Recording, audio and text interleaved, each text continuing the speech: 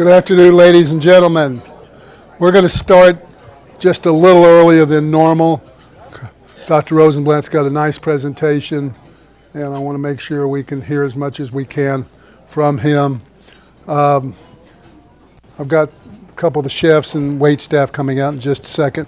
I just want to make a couple announcements. There was some error on my part about the food that showed up in the monthly magazine.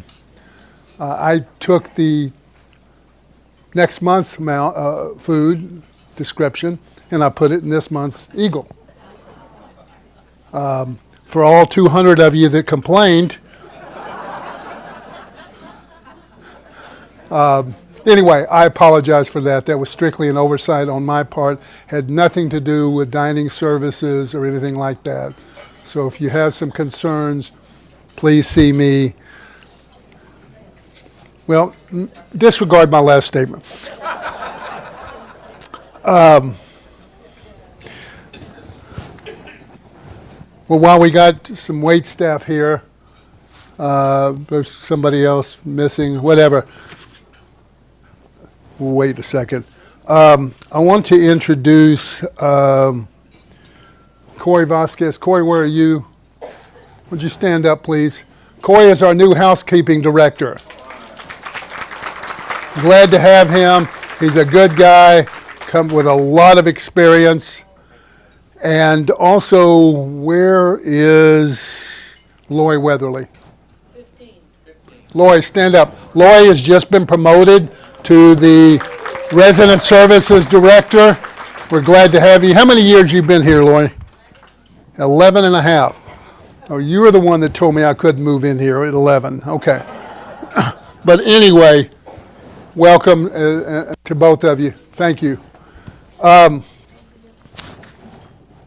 Here's our wait staff. We got one over here and over here. Ladies, thank you, thank you, thank you. You guys do a phenomenal job. They're going to speak up. I can't hear you. Oh, our CEO. We have a CEO? Steve Fuller. Thank you. Didn't write it down. Anyway, everybody knows Steve. It's a great place to live. I can't say enough good things, and I know 99% of you guys feel that way. Anyway, ladies, thank you. Thank you. And I don't know where our chefs are. Thank all of y'all. Thank y'all. Do what? I said thank y'all. Take a bow, Esther. Yeah. I tell you, I came in this morning early and Esther was looking for the tables and I said, no, they're not over there right now, but they're coming. And she went and took care of it and got all the ladies to put the silverware and the plates and all that stuff at the last minute. So they do a phenomenal job. And I think we're going to have Chef Javier, sometimes they call him Hop-Along, because he's having problems in a cane and okay, whatever. That was mean, yes, I agree. And James, the sous chef, so they should be here in just a second. But I know I just told him what you call him.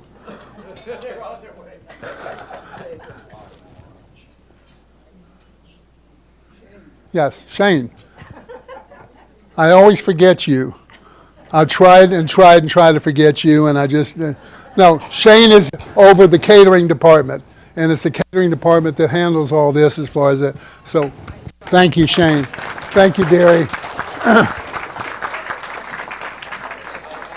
Hi, Chef. How are you? This is Javier, and this is James. And they do a great job. And later I'll tell you what he calls you, okay? Something about, I don't know. Anyway, thank you, guys. It was excellent. We appreciate it. Good. Thank you. Okay, it is my sincere, I'm so glad to be able to introduce Steve Rosenblatt, Dr. Steve Rosenblatt. He has got a lot of good information. He got all family history about all the problems with the Holocaust. So without further ado, I'll say Steve Rosenblatt, please come up here. While he's coming up, one other thing. March Eagle Lunch is not going to be the second Tuesday of the month. Our speaker, one of our speakers, we got two, is coming in from Ukraine. She is an ophthalmologist, and in Dallas, there's another ophthalmologist that he goes to Ukraine from time to time to help out with all the problems they've got. So they're going to be here, and they were coming to a conference here in San Antonio. So just make yourself a note, March 27th is going to be the Eagle Lunch, not the second Tuesday, March 27th. Okay? February still going to be the second Tuesday. Thank you. Second Tuesday. And then April will go back to the second Tuesday. So just let you know that. Steve, thank you. Okay. Okay, sounds like that's working. And here's the, okay. Well, good afternoon. Thank you very much for inviting me. So I had trouble finding the place because I used the navigation on the car and it sent me somewhere about 3 miles there, and then I used another. Eventually I worked my way back. And so I was going to, let me get this to work. All right, first thing, I'll come back to my story in a minute. Just tell you a little bit about the Holocaust Museum. This year, whoops, too fast. Too slow. Okay, this year, this slide's a year old, and you can see that is it rotating on its own? It shouldn't be doing that. Wrong. Hopefully it stays put. I'm not touching it. So you can see a year ago we had 47,000 people come through a very small museum, 25,000. Most of these are middle school and high school kids. I know we do get some adults. We also have outreach programs where we have these education boxes they sent out so teachers can use them. A number of community programs. We also educate the San Antonio police cadets. This year we're going to hit close to 60,000 visitors. So I want to show you my military bona fides. This is me. I was a flight surgeon in the Air Force. This is at Holloman Air Force Base. And so these are fun pictures that I took. So, but I did a much better job navigating from the back seat of that than I did getting here. Because I used the computer and it just took me somewhere else. But I remember specifically a low-level navigation run we did over Germany where I had a map with landmarks and little valleys and steeples from churches along the way, and we're doing this low-level, high-speed run, and I'm calling out landmarks to the pilot, and I'm telling him, 4 clicks on the right, you'll see a steeple, and then on the left, about 10 clicks down, we'll see another little valley, and our job was to find a stop sign at an intersection. We went right over that thing, and I said, okay, but that was the last time I guess I did a good job navigating. All right, let's start the story here. So at the museum, we usually give 2 lectures. One is a history lecture about the Holocaust, the onset of Nazism, and the final solution and all that. And then along comes the second generation. We've run out of first generation people who can give the talks, who have experienced the Holocaust directly. And I do it secondhand, telling you the stories from my mother. And I usually introduce this to the kids, saying that, the history is kind of cut and dried. You say, oh, this happened on September 1st, and this happened on this day and that day, and it may just pass right over them. I hope when I teach the kids, I hope when I lecture to you, that one of these stories will stick with you. One of them will have a little bit of an emotional attachment. So you remember, you feel what was going on. This is my mother. She's probably 14 or 15 years old in this picture. She lives in the 2nd District in Vienna, Austria. It's 1938. She goes to a Jewish private day school. She's less than 5 feet tall. She's less than 100 pounds. She's a little girl. She's living a life of just a little girl with her, talking to her girlfriends and things like that. And so life is going along pretty nice. Her father is a jeweler. They're living a middle-class life, and so things are pretty nice. This is her father, my grandfather. I never met him. This is his store. My wife and I think was on Taberstrasse, one of the main streets. We think we found the store just based on the descriptions we heard, but we don't know for sure. This is my grandmother, her mother. I never met her either. Both of them were killed in Medonic. They got caught in the Warsaw Ghetto and never got out and were deported there and killed there. This is a close-up of my grandfather. And as a jeweler, this is some of the handiwork he made. We have 2 or 3 pieces that were saved and brought to the United States. And this is a woman's compact. It's from silver. He carved it himself. You open it up, there's a mirror and a place for powder. So this is what he could do. So life is going along pretty well. What's a pogrom? A pogrom is an organized massacre of a particular ethnic group, in particular that of Jewish people in Russia or Eastern Europe in the late 19th and early 20th century. So let me describe some. In the 1880s, 1890s, imagine if this morning you got up and you read in the newspaper, well, in Seguin, that Jewish furniture store was burned to the ground. Or maybe we woke up and heard about the synagogue in Mississippi that got burned. Or maybe we heard last weekend in Dilley, Texas, there was a Jewish merchant who was pulled out in the street and beat up. Let's assume that every weekend you were hearing that in the little villages around here and in downtown San Antonio, there were anti-Semitic incidents of violence occurring all the time. So in the 1880s and 1890s, this was happening all the time under the Tsar. 1 million people got up and left and immigrated out of what's now the Ukraine, Eastern Poland, Northern Romania. All that was called the Pale, and there were probably 2.5, 3 million Jews had been living there for 400 or 500 years, or had grown to that number over almost 1,000 years. And so 1 million people left because of these pogroms. And then again in about 1905, 1910, there was a repeat of all this, and again about 1 million people got up and left. What I find interesting, just as an aside, hopefully I don't take too long, I got all these stories to tell. We go up to Crested Butte, Colorado, which in the 1880s and 90s was a mining town, coal, silver. There was a kosher butcher there. So it's probably these people coming out of the Ukraine who found jobs in the mines, and then merchants came to provide for their needs. So there used to be a kosher butcher in this little tiny town. So that's what a pogrom is. Well, on November 9th of let me go backwards.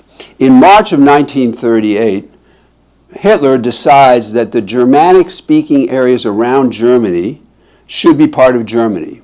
Okay, so there's the Anschluss, the joining, when he decides that Austria, a Germanic-speaking country, should be part of Germany. He marches his troops into Austria.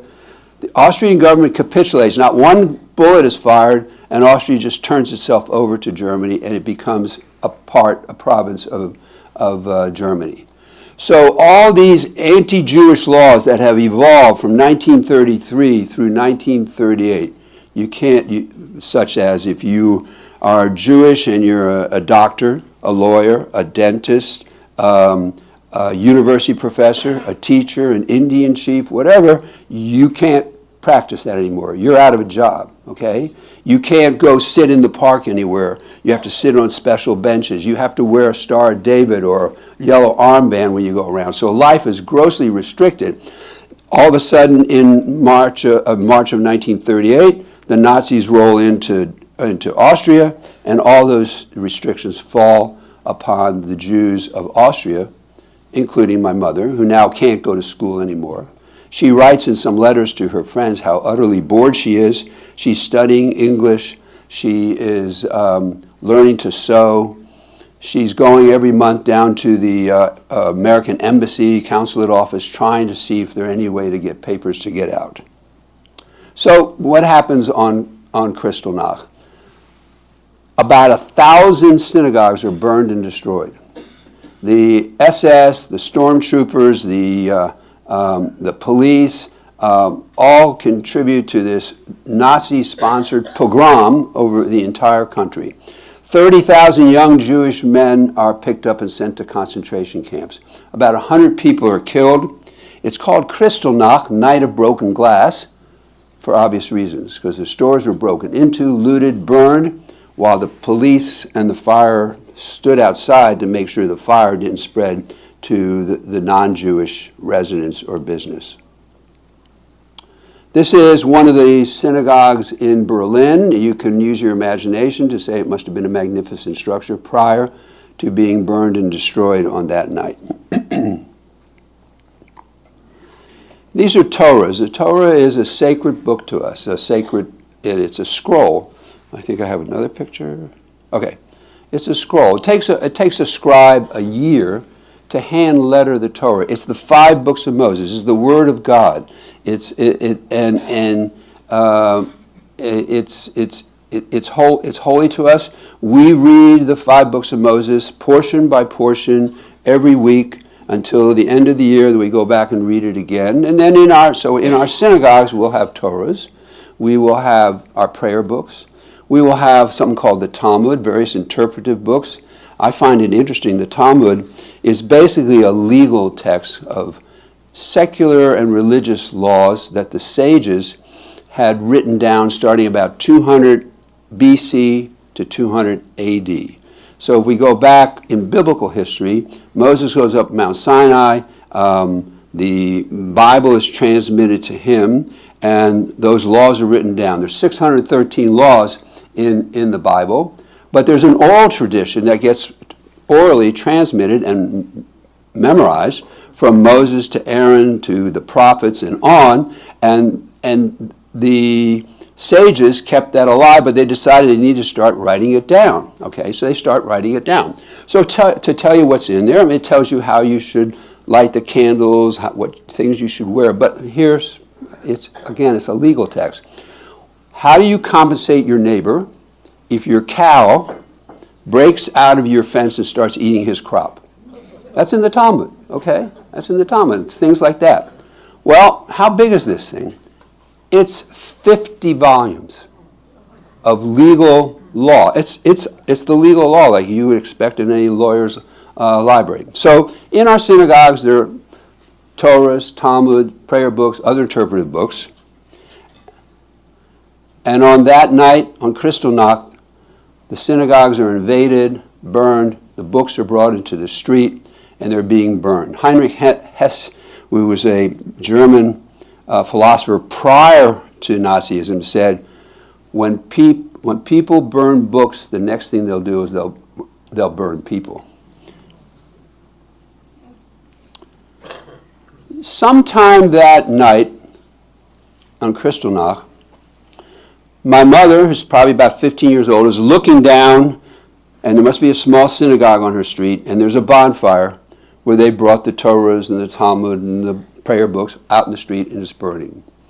After the rioters dissipate and there's no one around, she sneaks out of the house, goes down to the fire, the burning embers, and pulls a small fragment of parchment out of the fire and puts it in her Bible. This is written in German and Hebrew, and this is how she was learning, and she closes it and she keeps it. I'll come back to this and tell you a little bit more about it.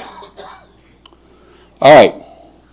March is the Anschluss, 38. November 38 is Kristallnacht. Sometime in the spring of 39, she and her parents decide they got to get out of Nazi Austria, and they go to Warsaw where they have an aunt with whom they can live. So we're now in the spring of 39. What happens on September 1st, 39? The Nazis invade, and all of a sudden Poland falls very rapidly within 30 days, and Poland is controlled, and they're now back under Nazi domination. and the Nazis begin to form a ghetto, an enclosed space in which they force all the Jews. And it's not a very nice neighborhood. There's no running water, there's no heat, there's no sanitation, there's no food, and they're squashed into this area, 350,000 people in a very small portion of the city, and they're forced to live there. Okay, I'm going to read something now that was written by Carmen. Carmen was our housekeeper for about 20 years. Carmen was a very smart woman. She had been a lawyer and a journalist in Mexico, and she was in the unfortunate position that she had to work for us. She was basically a nanny to my daughter, a second mother to my daughter, and so we had a very nice relationship. We helped with her daughters when they went to college, and so it was a cooperative relationship. But Carmen would sometimes go over to my mother's house to assist her in her house, and my mother was more likely to talk to someone other than her family about what went on, because she didn't want to burden us. So Carmen wrote down my mother's words as best she could, and I'm reading it in Carmen's language. It's not perfect, but it sounds better to me if I read it that way. "Would you like to listen to a terror story?" Miss Tilly asked me. I answered her yes. She started to tell me. "During Nazi persecution, my family and I were held in a ghetto. I was a teenager, and my family group decided to find a way for me. Being the most youngest, they wanted me to survive. In my family, there was a rich and wealthy aunt. Then they thought she could provide me with gold so that I got out of the ghetto. I remember that my hands were filled with gold, and with that I started my dangerous departure. My first challenge, when I met the Nazi officer that guarded the ghetto, I still remember vividly the constant trembling of my body. I showed my shaking hands full of gold and asked him to take it and let me go. Then I had to cross a river. My mother was like lead in water.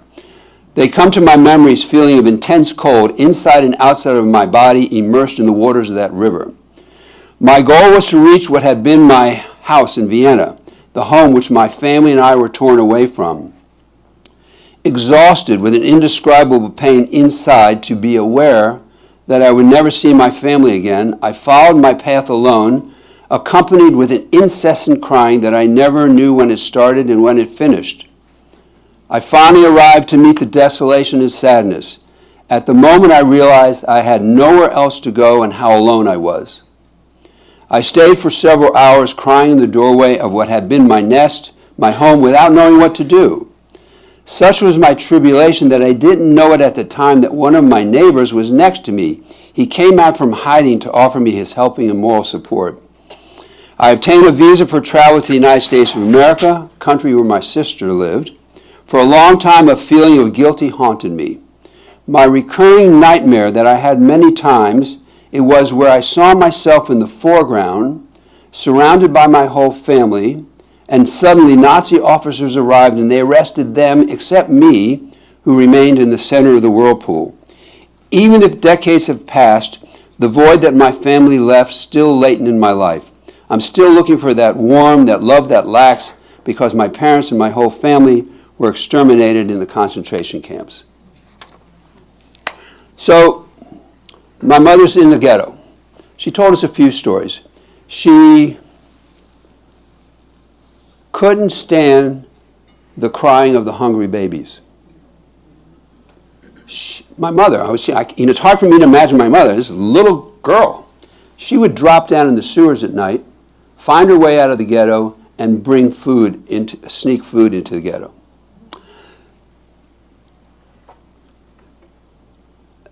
Okay, so let me go to the next slide. And this is a video. Yes. Can you help me play the video, sir? All right, this, I don't start it quite yet. I took this off the TV. It's from, called, oh my gosh, I'm blocking. This is something, the Way of Us or something like that. And there's a little section in there. It's a true story about a family. It's a series on Hulu, and it's worth watching. And somewhere along the line, I remember the name. I took a little segment because to me it's as close to what it must have been like when my mother escaped the ghetto. Go ahead. Yeah, you did. You did. We can't do that, Bella. Yes, you can. I spoke to the foreman, Herr Meyer. I'm his most productive worker. I told him I got my work ethic from you. It took some convincing, but it'll give you a chance. He gave me papers. You could come right now. Do you think they would just let us waltz out of here? Even if your German says we can work for you, tell that to the guards. They'll laugh and put bullets in our heads. You don't know that. We have Ludwig with us. He'll keep us safe. He'll explain. I'll explain. Sweetheart, you have to go back without us. What? No, It's safer for you without us slowing you down. you won't slow me down. You're both strong. You're hardworking. Listen to your mother, Bella.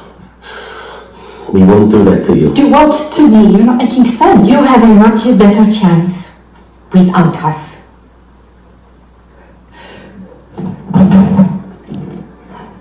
I know you're scared. I understand. We aren't scared. We're not scared. We're tired. We can't run anymore. But all we have to do is Listen to us, love. Please. They've already taken Anna. You must try, at least. Bella, this is something we can do for you. Give you the chance to survive. Be victorious. But I don't want to survive without you. Please don't leave me alone. Please. You're not alone. You're not alone. You have your But I want you. You have so much to live for. We want you to save yourself. Why won't you listen? Please, Mom. Please, Mom. I'm begging you. I don't want to be on my own. I don't want to be on my own. Please come with me. Come with me. Please come with me. Tata, come with me. Come with me.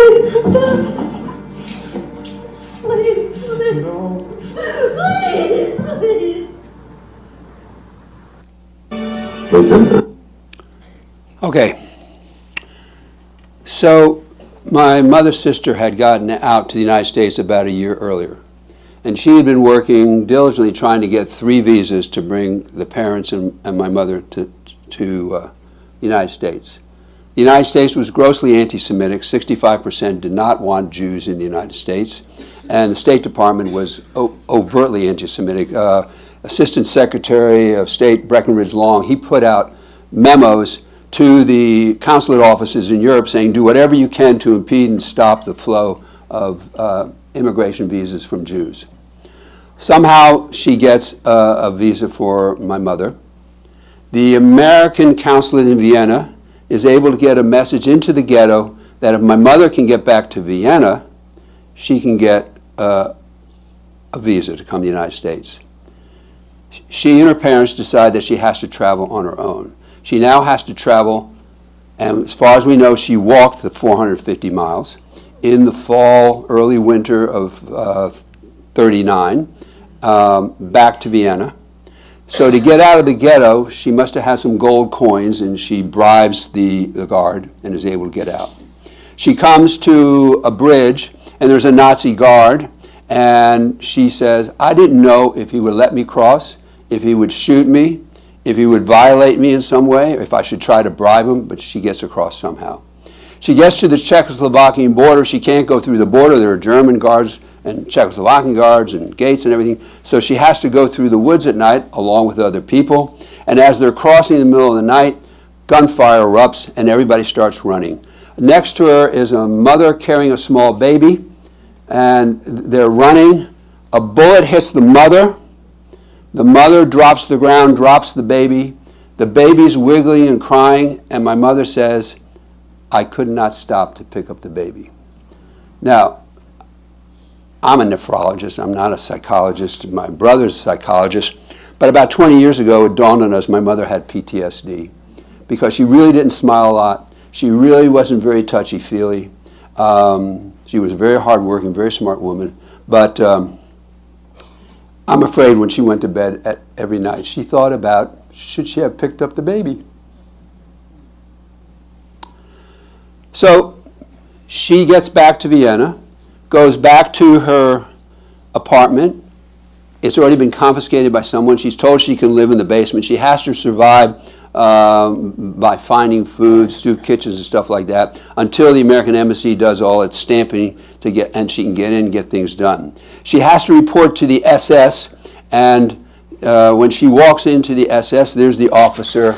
You know, you can imagine him with all high collar and all the doodads on his chest. He's sitting at his desk. She stands up. She's 16 years old. She's standing up in front of his desk. She's terrified. He takes his gun and slaps it down in front of her, and while just to add to her terror, while she has to tell him what she's doing to get out. So she gets her visa. So this passport says Staatlos, stateless. The Germans categorized people. The Aryan pure German was the top of the line, and down below that were lesser people, and then Poles and Ukrainians and the Gypsies, and the Jews were considered subhuman. So she's stateless. This is the visa. I want to pay a little attention to the dates for a minute. February 3rd, 1940, finally she gets a visa to go to the United States. February 5th, the Nazis give her permission to travel from Vienna to Rotterdam. She now has to go 650 miles across Germany. I don't even know how to get here. I don't know how to take a bus. I don't know how to take a bus from where I live over to the east side or over here for sure. And, but she had to figure out, these people didn't travel like we do now. They didn't go places. She couldn't buy a ticket to Rotterdam. She couldn't buy a train ticket, overnight sleep. She had to find a train that went to Frankfurt. Get off in Frankfurt and show her paperwork to a guard. Would the guard let her pass? Would he accept it? In Frankfurt, she had to find the next train to Cologne, and from Cologne on into Rotterdam. These are various border crossings which document her movement. February 3rd, she gets the visa. February 5th, she gets permission. February 11th, she's in Rotterdam. February 11th, she finds a boat going to the United States, and she's out of Europe. She's 16 years old. That's when we figured this out, we realized what a hero she is. What a survivor she is that she could figure this out. All right, what happened to this? Well, she had this with her, and when they went to Poland, she took it with her. And when she took her little knapsack or whatever she had from Poland back to Vienna, she took it with her. And across Europe, she took it with her. She brought it to the United States. About 15 years before she dies, she opens it up and shows my brother and me. And we look at this and say, ooh, that's really very interesting, and she puts it away. When she died, about 10 years ago now, we fortunately found it. We open it up, and we look at each other and say, ooh, we better not just put this back in storage. We got to do something better than that. So we take it to the U.S. Holocaust Museum. It's the only such fragment relic from Kristallnacht that exists in the United States. And there are probably only two other such fragments that exist, one in the Frankfurt Holocaust Museum and one in Yad Vashem. It's delicate, light sensitive. They have not put it on display, although they said they were considerate, but so far they haven't done it. But they have possession of it now. This is a picture of my mother, probably when she was younger, and that's her sister with whom she lived. She came to New York. She completes high school. Basically, she already had chemistry, physics, and math. That had already been done. She had to take Americanization and English courses. She does a little bit of junior college, but she has to make a living. She wanted to be a doctor, and she was smart enough to do it, but she couldn't do that. I am sure she was happy when I became a doctor, but when her granddaughter became a doctor, whoa, that's when she was really happy. All right. So that's my mother in blue. This is a great slide because she stands out so nicely, and this is the family. The point is, from this one survivor, look what's left, and can you imagine if 6 million? There's a whole other concept I'm working on, is I want to show the students what Jewish people have produced for the world. Computers, chips, televisions, telephones, anti-ballistic missiles that can take out hypersonic missiles, Mazursky, music, literature. And that was all, well, some of that's after the war, some of that's before the war. And it's just, people don't understand what Jews have contributed to the world. Well, moving on. All right, changing stories. Let's see how much time I got. All right, this is my father. My father's from Vienna also. However, they met in the United States. My father came from a working class neighborhood. He would have been a fullback for Dallas. He could put 100 kilos, 220 pounds, on his back and load the cart with coffee beans for his grandfather. And he was the horse for the cart and dragged the coffee beans around and made deliveries.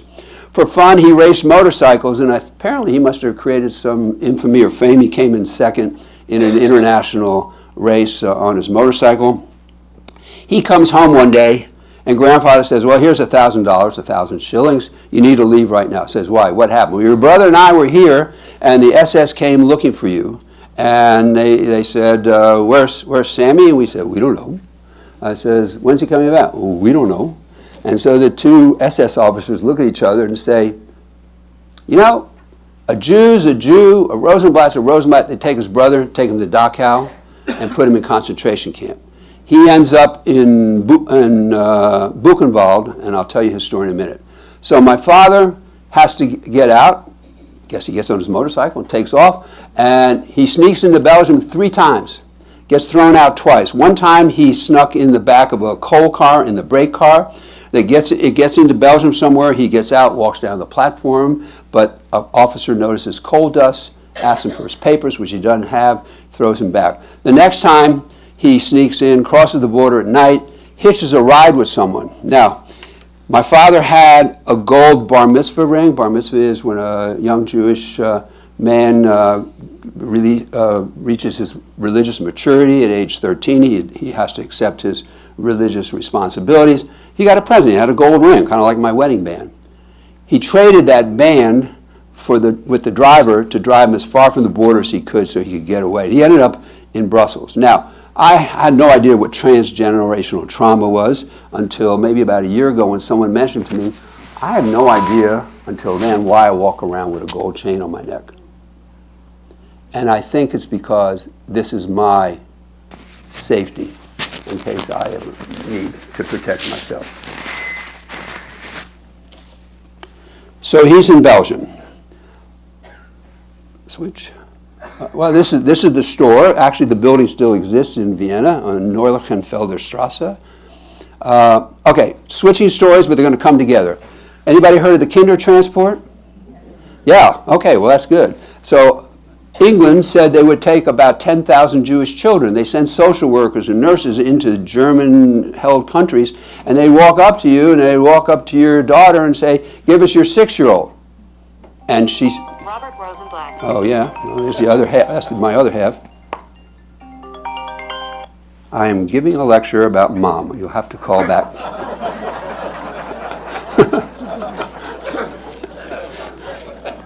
All right. So, I mean, a lot of parents would say, no, it's bad, but how much worse could it get? But eventually, or ultimately, about 10,000 children were transported, 50 or 60 in a car with a couple of chaperones, sent across Europe and moved to England. In England, they were adopted, foster homes. Some were made into servants. Okay, so that was unfortunate. And so this is my father in Brussels. This is my cousin Henri, who was placed on the Kinder Transport. And my father knows he's coming, so when he gets to Brussels, instead of sending him on to England, he accepts him, and he sets Henri up. Oh, let me go one step. This is the brother who went to Dachau in Buchenwald, okay? But my family was able to bribe the SS and get him out. He's got 24 hours to get out of Europe. He leaves Buchenwald, goes to Brussels, says hello to his son, goes to England, is put in jail as a spy, okay? Eventually they figure out he's Jewish, he's safe, and they put him in British Expeditionary Forces in Army Intelligence because he can speak English and German. So he's part of British Expeditionary Forces and is with them for the Blitzkrieg, and in the Blitzkrieg he's ultimately evacuated to Dunkirk back to England. Okay, so that's them. My father has found a family, the Dorns, who have no children, a Jewish family, and they say they'll take care of Henri. Because my father's working on trying to get to the United States. And they take care of him. Well, what happened with the Blitzkrieg in June of 1940? Germany overflows the whole area, Nazi controls put in, and the Nazis begin to round up the Jews. In the first roundup, they missed the Dorns. The Dorns decide that they got to do something. They have a place they can live out in the country and hide, but they can't show up with a child because they don't have a child. They got to do something with the child. So there is a Christian laundress in their neighborhood in Brussels who says she'll take care of Henri. Henri lives, and you can imagine the story. She's got her laundry in the front and, a kitchen, bedroom in the back, kind of probably a one-story thing. He lives, like Anne Frank, hidden for 2.5 years. Okay? He got out, he said, just a couple times. He can't play the radio. There's no television. He can't make noise. She goes to the library to get books for him. She can't go to the library and say, hey, I need a book for a 7-year-old and 8-year-old. What do you suggest? Because then she has a child that she doesn't have. So she starts picking books. The trouble is she's illiterate, and she doesn't know what she's picking. So he recounts now how occasionally she would bring home inappropriate books for him to read. All right, this is Henri now. It was about 10 years ago already. He's in his 90s. He became a radio movie critic and then a TV movie critic. He did the first documentary on Tiananmen Square, for which he got an award. He wrote a book about his life called Son of Saul or something, and then a movie was made called The Way to Happiness. It was actually very good. It came out right at the beginning of COVID and just never quite broke through, unfortunately. But we showed it at the JCC once, and if you ever run into it, it's worth. It's trying to tell a difficult story with a little bit of lighthearted humor. This is my father's immigration card. Just kind of a tidbit. Interestingly, he got here exactly 1 year after Kristallnacht. This is my wife's immigration card. My wife got to the United States when she was 2 years old. Her parents ended up in American displaced persons camp. Took a couple years of waiting to get their visas to come to the United States, and they eventually came to the United States. I'm going to try to tell you the story of her parents quickly. Cut me off if I'm running too long. This is Saul. He's from Lodz, Poland, Western Poland. Nazis overrun it. And Bella is from Odessa, Russia, which is probably being bombed today by the Russians, who knows. And they meet. So what happens when the war breaks out, a lot of the men of Poland decide to move east and get away from the from the Germans. But what they don't know is on the 12th of September, there's a division between 5 minutes. There's a division, so he ends up getting captured by the Russians and ends up in Siberia in a work camp. Germany invades Russia. Russia now releases the Polish prisoners. He ends up going back to Middle Asia. When Germany invades Russia, they evacuate their non-combatants from Odessa, which is over here basically, 2,000 miles into Samarkand in that area. So he ends up meeting Bella there, and they become a couple. At the end of the war, they migrate back to Odessa. But when they get to Odessa, after living together for 2 years, a couple, he leaves. Why would he leave?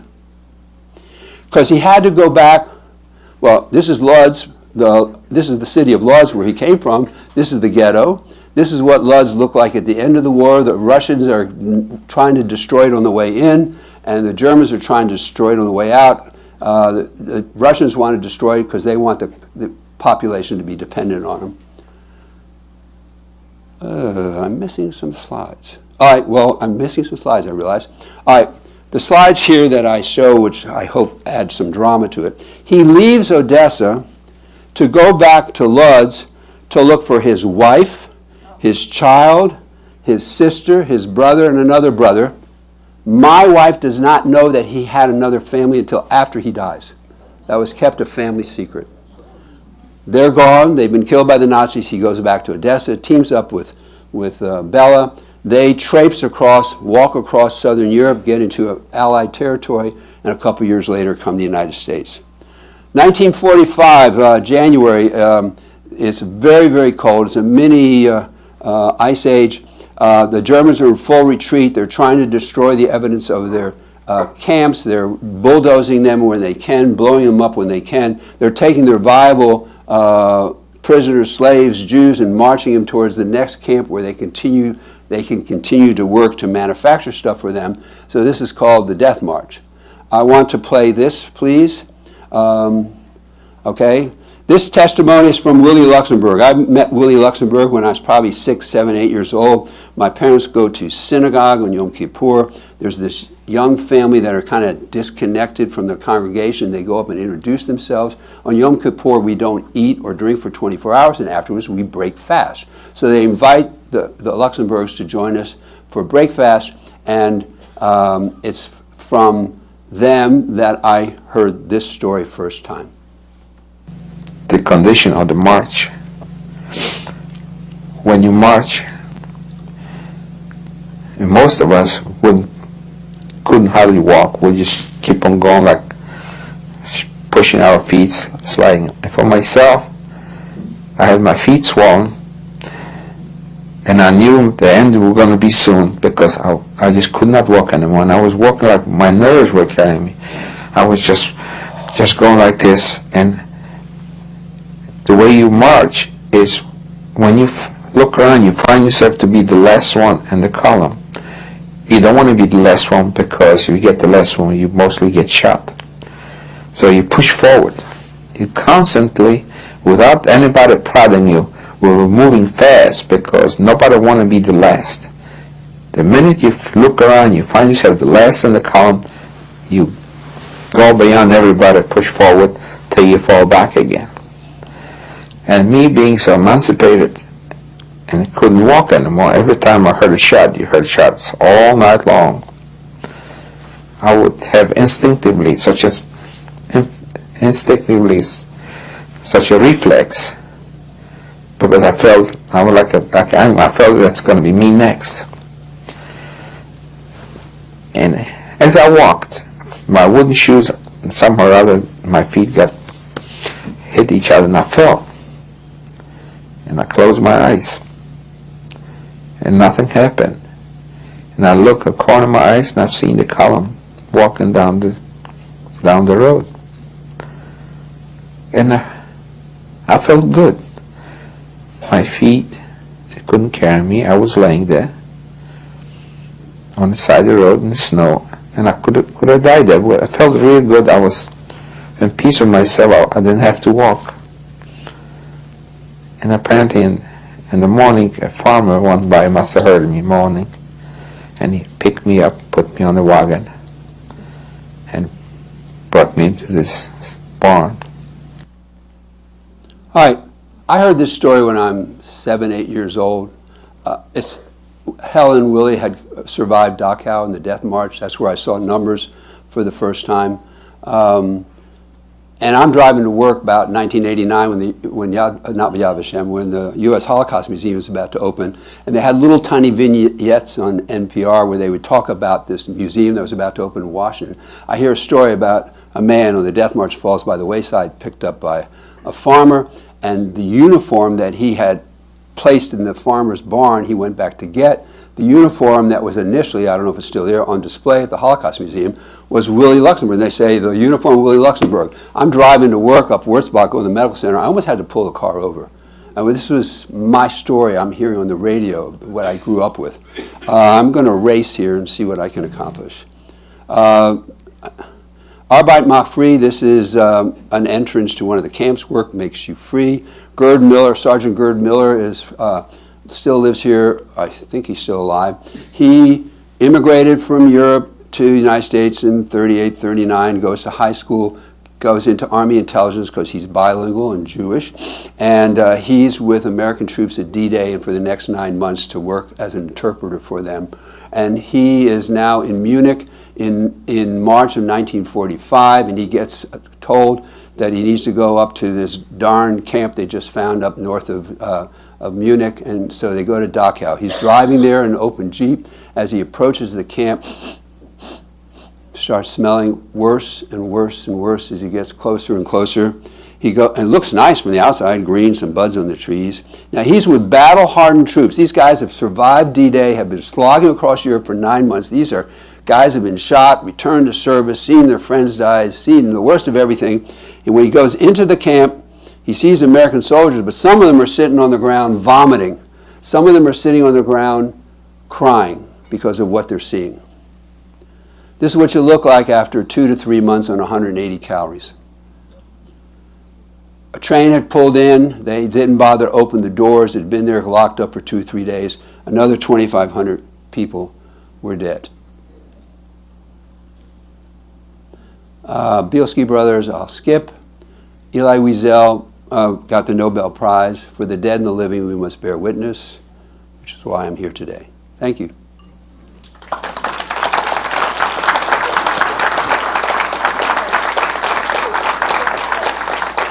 All right, I raced through the last part of that. You have any questions?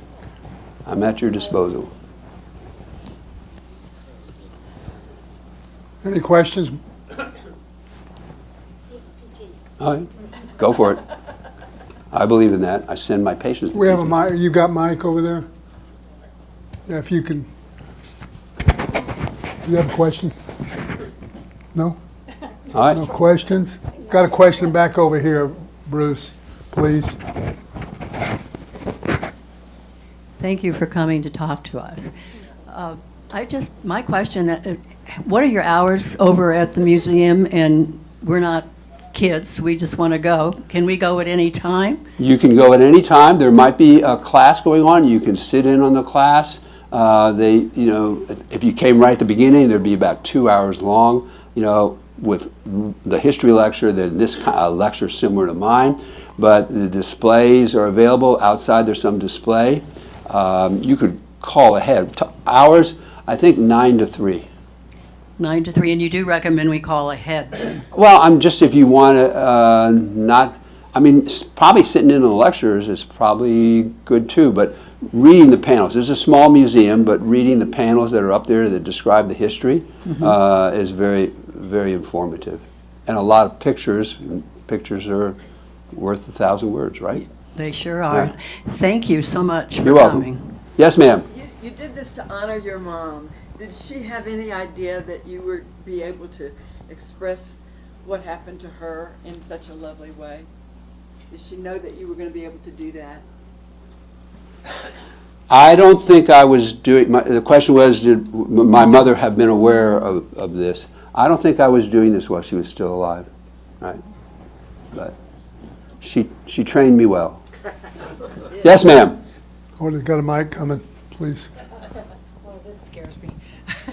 I'm just wondering, has there been, I'm sure there has been speculation as to why the Jewish race has been so persecuted throughout centuries. All right. Okay, I'm going to give you 2,400 years of history in 2 minutes. Okay? All right, ready?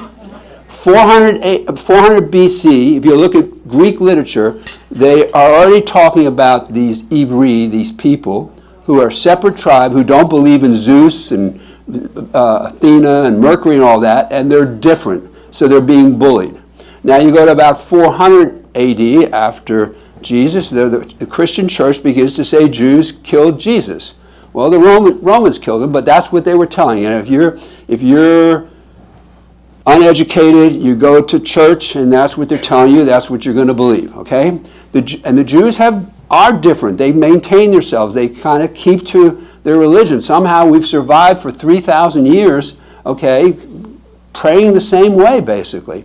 So we've always we've always been different. Restrictions have forced things on us. For instance, you couldn't be a landowner in Europe. So what did you do? You became a merchant. Well, that, fortunately, was a way you made money, because if you were a farmer, you were a subsistence farmer, and you needed a merchant to buy your tools. So they ended up with money, and they ended up, loaning it to the king. And then what he did is threw him out when he owed him too much money. So you got that. So they're being different. I mean, now I mean, you got all these other reasons going on why we're looked upon so differently. It's hard to explain. I mean, we have been major contributors to mankind for a long time in a lot of positive ways, but the other thing is the idea of scapegoating, okay? When something goes bad in a country, it's always easy. Well, that's what the Nazis did. It says, why did we lose the war? The Jews and the communists. Why is the economy so bad? The Jews and the economists. They say we control the banks and the newspapers and all that. Well, no way in heck do we do that. Obviously we don't, but that's what's said out there, So. All right, thank you, Susan. All right. Any other questions? Well, look, thank you. You're welcome. I would like to give you the magazine, and here's a little memento from the Art Thank Challenge you. coin. Thank you. It was a pleasure. Thank All right, you. thank you. Thank you so much. You're welcome. Ladies and gentlemen, have a great day. Luncheon's over. Let me turn my mic off. Oh, yeah.